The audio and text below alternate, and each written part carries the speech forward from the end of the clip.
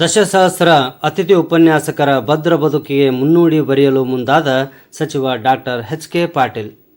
ರಾಜ್ಯದ ಸುಮಾರು 440ಕ್ಕೂ ಅಧಿಕ ಸರ್ಕಾರಿ ಪದವಿ ಕಾಲೇಜುಗಳಲ್ಲಿ ಕಳೆದೆರಡು ದಶಕಗಳಿಂದ ಭದ್ರತೆಯಿಲ್ಲದ ಸೇವೆ ಸಲ್ಲಿಸುತ್ತಿರುವ ಸುಮಾರು 10,000ಕ್ಕೂ ಅಧಿಕ ಅತಿಥಿ ಉಪನ್ಯಾಸಕರು ತಮ್ಮ ಸೇವಾ ಭದ್ರತೆಗಾಗಿ ಹೋರಾಡುತ್ತಲೇ ಬಂದಿದ್ದಾರೆ. ಕೆಲವರು ಆ ಹೋರಾಟದಲ್ಲಿ ಇಹಲೋಕ ಯಾತ್ರೆಯನ್ನು ಮುಗಿಸಿ ಹೆತ್ತವರನ್ನು, ಹೆಂಡತಿ ಮಕ್ಕಳನ್ನು ಬೀದಿಗೆ ಬಿಟ್ಟು ಸ್ನಾತಕೋತ್ತರ ಪದವಿ ಪಡೆದಿದ್ದರೂ ಕುಟುಂಬ ನಿರ್ವಹಣೆ ಮಾಡಲಾಗದ ಮಕ್ಕಳೆಂಬ ಕಳಂಕ ಹೊತ್ತು ಸ್ವರ್ಗಸ್ಥರಾದರು. ಇನ್ನು ಕೆಲವು ಜನ ಇತ್ತ ಉತ್ತಮವಾಗಿ ಬದುಕಲೂ ಆಗದೆ, ಅತ್ತ ಸಾಯಲೂ ಆಗದೆ, ಸಮಾಜದ ಅಗೌರವಕ್ಕೆ, ಟೀಕೆಗಳಿಗೆ ಗುರಿಯಾಗಿ ಜೀವಂತ ಶವಗಳಂತೆ ಬದುಕುತ್ತಿದ್ದಾರೆ.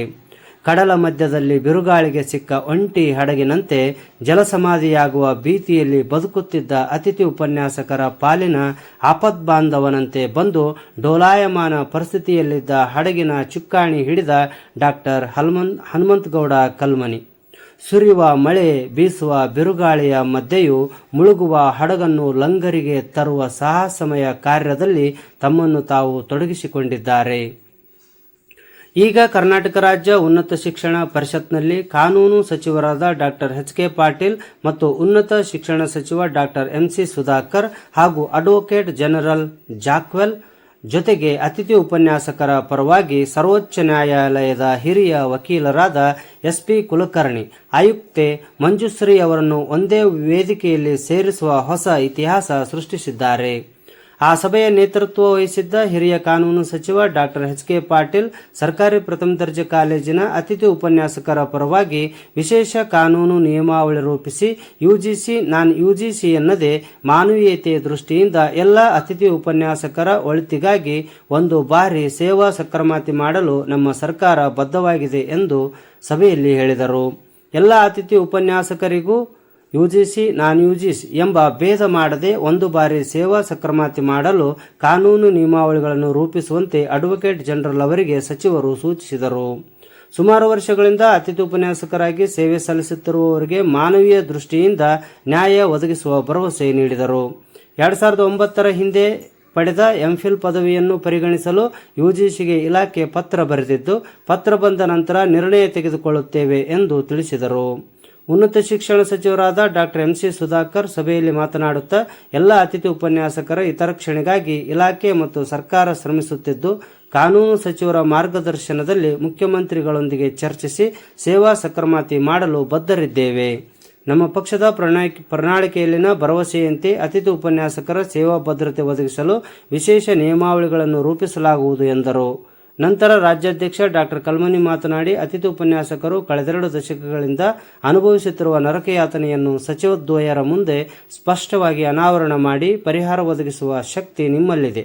ಇದು ಕಾರ್ಯಗತಗೊಂಡರೆ ದೀರ್ಘಕಾಲದ ಸಮಸ್ಯೆಯೊಂದಕ್ಕೆ ಕಾಂಗ್ರೆಸ್ ಪಕ್ಷ ಶಾಶ್ವತ ಪರಿಹಾರ ಸೂಚಿಸಿದ ಶ್ರೇಯಸ್ಸು ದೊರೆಯುತ್ತದೆ ಎಂದು ಹೇಳಿದರು. ಈ ಸಭೆಯಲ್ಲಿ ರಾಜ್ಯದ ಎಲ್ಲ ಜಿಲ್ಲೆಗಳ ಅತಿಥಿ ಉಪನ್ಯಾಸಕರ ಸಂಘದ ಜಿಲ್ಲಾಧ್ಯಕ್ಷರುಗಳು ಮತ್ತು ಪದಾಧಿಕಾರಿಗಳು ಭಾಗವಹಿಸಿದ್ದರು.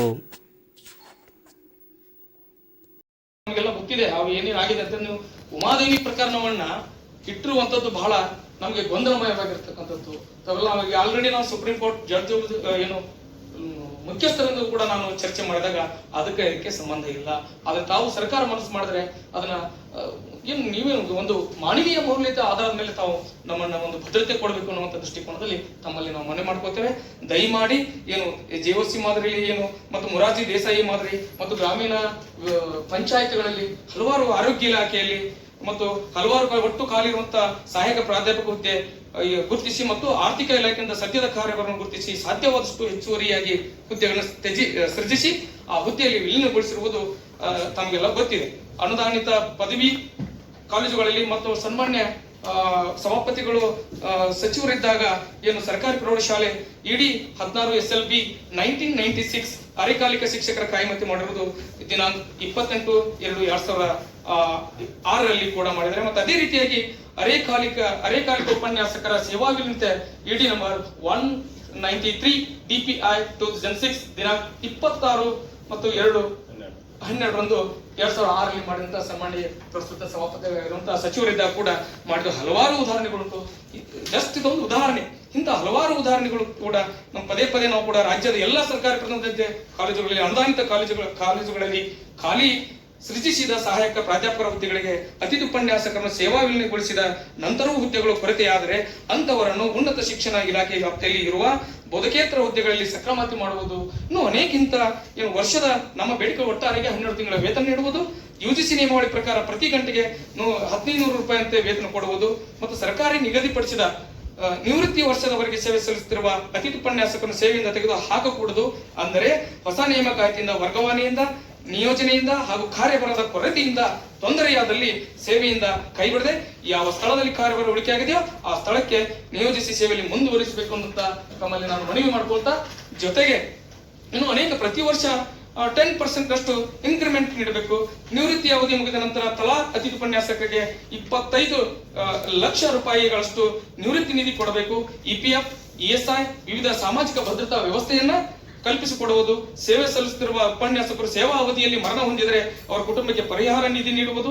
ಸರ್ಕಾರಿ ಕಾಲೇಜುಗಳಲ್ಲಿ ಪ್ರತಿ ಅತಿಥಿ ಉಪನ್ಯಾಸಕರಿಗೆ ಕಾರ್ಯಭಾರ ಹಂಚಿಕೆ ಮಾಡಿ ಉಳಿದ ಅತಿಥಿ ಉಪನ್ಯಾಸಕರಿಗೆ ಅನುದಾನಿತ ಕಾಲೇಜುಗಳಲ್ಲಿ ಒಟ್ಟು ಖಾಲಿ ಉಳಿದಿರುವ ಹುದ್ದೆಗಳನ್ನ ಗುರುತಿಸಿ ಆ ಕಾಲೇಜುಗಳಲ್ಲಿ, ಸರ್ಕಾರಿ ಕಾಲೇಜುಗಳಲ್ಲಿ ಹಂಚಿಕೆಯಾಗಿ ಉಳಿದ ಅತಿಥಿ ಉಪನ್ಯಾಸಕರನ್ನು ಭರ್ತಿ ಮಾಡುವುದು ಅಂತ ನಾನು ಈಗಾಗಲೇ ತಮಗೆ ಕೊಟ್ಟಿರುವಂತಹ ವರದಿಯನ್ನ ಅಲ್ಲಿ ಇದೆ. ಈಗಾಗಲೇ ಯುಜಿಸಿ ಅರ್ಹತೆ ಕೊಂಡವರಿಗೆ ಹಾಗೂ ಅರ್ಹತೆ ಇಲ್ಲದವರಿಗೆ ಗೌರವಣದ ಧನದಲ್ಲಿ ವ್ಯತ್ಯಾಸ ಇರ್ತದೆ. ನೆಟ್ ಟು ಸೆಲೆಕ್ಟ್ PhD ಮಾಡಿದವರಿಗೆ 13,000 ಇದೆ. ಜೊತೆಗೆ 2016 ಯುಜಿಸಿ ಮಾರ್ಗಸೂಚಿ ಅನ್ವಯವಾಗಿ 2009 ಜುಲೈ 11ರಂದು ಒಳಗಡೆ MPhil ಪದವಿ ಪೂರೈಸಿದ ಅತಿಥಿ ಉಪನ್ಯಾಸಕರಿಗೆ ಸಮಾನವಾದ ಗೌರವಧನ